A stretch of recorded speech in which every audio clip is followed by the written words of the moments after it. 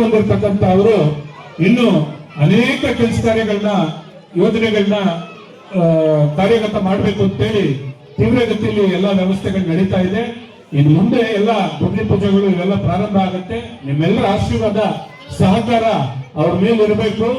ಅನಿವಾರ್ಯ ಈ ರಾಜ್ಯಕ್ಕೆ ಅವರ ನಾಯಕತ್ವ ಅವಶ್ಯಕತೆ ಇದೆ. ಆದಷ್ಟು ಬೇಗ ನೀವು ಕೇಂದ್ರದಿಂದ ರಾಜ್ಯಕ್ಕೆ ಬರಬೇಕು, ರಾಜ್ಯದ ನಾಯಕತ್ವನ ಹೊಂದಬೇಕು. ಈ ರಾಜ್ಯದಲ್ಲಿ ಮುಖ್ಯಮಂತ್ರಿಯಾಗಿ ನಮ್ಮ ರೈತಾಪಿ ವರ್ಗ ಬಡವರ್ಗದ ಜನಪರವಾದ ಧ್ವನಿ ಆಗಬೇಕು ಅಂತ ನಾನು ತಮ್ಮಲ್ಲಿ ಮನವಿ ಮಾಡ್ಕೊಳ್ತಾ ಎಲ್ಲ ಆತ್ಮೀಯ ಸ್ನೇಹಿತರಿಗೆ ಮತ್ತು ನನ್ನ ಆತ್ಮೀಯ ಅಚ್ಚುಮೆಚ್ಚಿನ ಶಾಲಾ ಮಕ್ಕಳು ಪ್ರಥಮವಾಗಿ ನನ್ನ ಗೌರವಪೂರ್ವಕವಾದ ವಂದನೆಗಳನ್ನು ತಮ್ಮೆಲ್ಲರಿಗೂ ಸಲ್ಲಿಸಲಿಕ್ಕೆ ಬಯಸ್ತಾ ಇದ್ದೇನೆ. ಈಗ ತಾನೇ ನಮ್ಮ ರವಿಯವರು ಕೆಲವು ವಿಷಯ ಮಾತನಾಡಿದ್ದಾರೆ. ಹಲವಾರು ನಾಯಕರಿದ್ದಾರೆ. ನಮ್ಮ ಬೇರೆಪಟ್ಟೆ ಶಾಸಕರು ಮಂಜಣ್ಣ ಇದ್ದಾರೆ, ರಮೇಶ್ ಇದ್ದಾರೆ, ಈ ಕಡೆ ಸಿದ್ದರಾಮಯ್ಯನವರು, ರಾಮಚಂದ್ರ ಅವರು ಇದ್ದಾರೆ.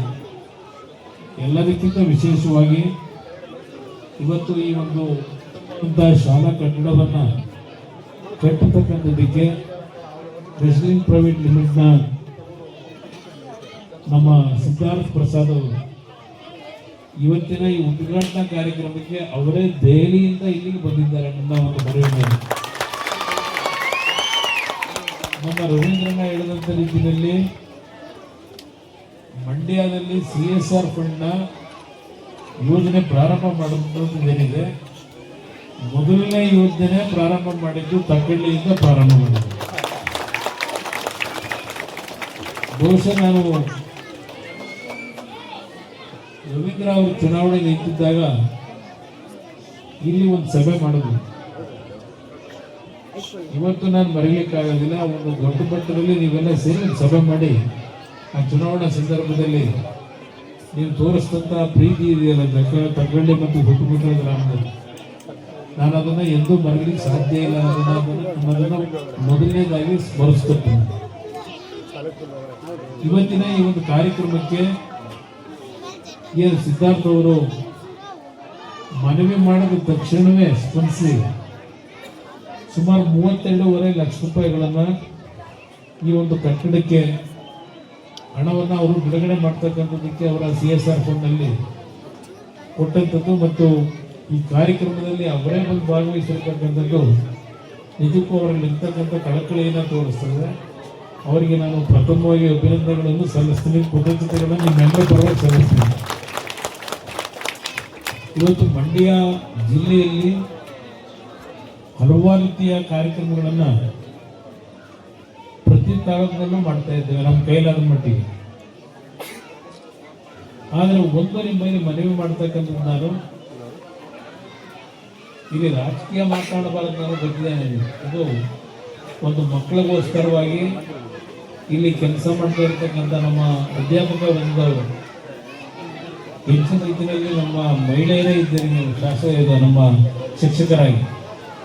ಅದಕ್ಕೆ ಕಾರಣ ಬಹುಶಃ ಸನ್ಮಾನ್ಯ ದೇವೇಗೌಡರ ಕಾರಣ ಅನ್ನೋದನ್ನು ಸ್ಮರಿಸ್ಕೊತೀನಿ. ಅವರು ಮುಖ್ಯಮಂತ್ರಿ ಇದ್ದಾಗ ಶಾಲಾ ಶಿಕ್ಷಕರನ್ನ ನೇಮಕ ಮಾಡ್ತಕ್ಕಂಥ 1 ಲಕ್ಷ ಶಿಕ್ಷಕರ ನೇಮಕ ಮಾಡಿದಾಗ ಅದರಲ್ಲಿ 50% ಮಹಿಳಾ ಶಿಕ್ಷಕರು ಇರಬೇಕು ಅಂತ ತೆಗೆದುಕೊಂಡಂಥ ನಿರ್ಧಾರ.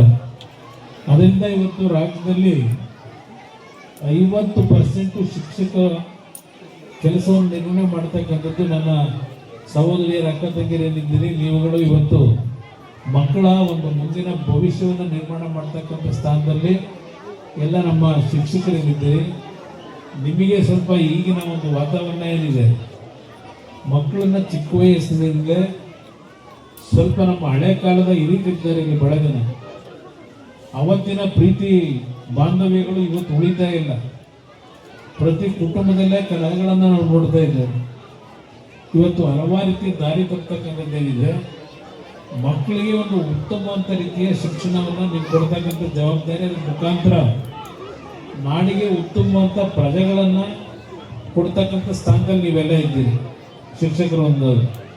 ಹಿಂದೆ ಒಂದು ಕಾಲದಲ್ಲಿ ನಾವು ಕುಟುಂಬಗಳಲ್ಲಿ 30 ಜನ 40 ಜನ ಇದ್ದಂಥ ಕುಟುಂಬಗಳಲ್ಲೂ ನೆಮ್ಮದಿಯಿಂದ ಮನೆ ಯಜಮಾನರು ಯಾರಿರ್ತಿದ್ರು ಅವ್ರಿಗೆ ಗೌರವ ಕೊಟ್ಟು ಅವ್ರು ಹೇಳದಾಗೆ ನಡ್ಕೊಳ್ತಾ ಇದ್ದಂಥ ದಿನಗಳು ಅವತ್ತು ಒಳ್ಳೆಯ ವಾತಾವರಣದಲ್ಲಿ ಬದುಕ್ತಾ ಇದ್ದು. ಇವತ್ತು ಎಲ್ಲ ರೀತಿಯ ಒಂದು ಸೌಲಭ್ಯಗಳು ನಮಗೆ ದೊರಕ್ತಾ ಇದೆ.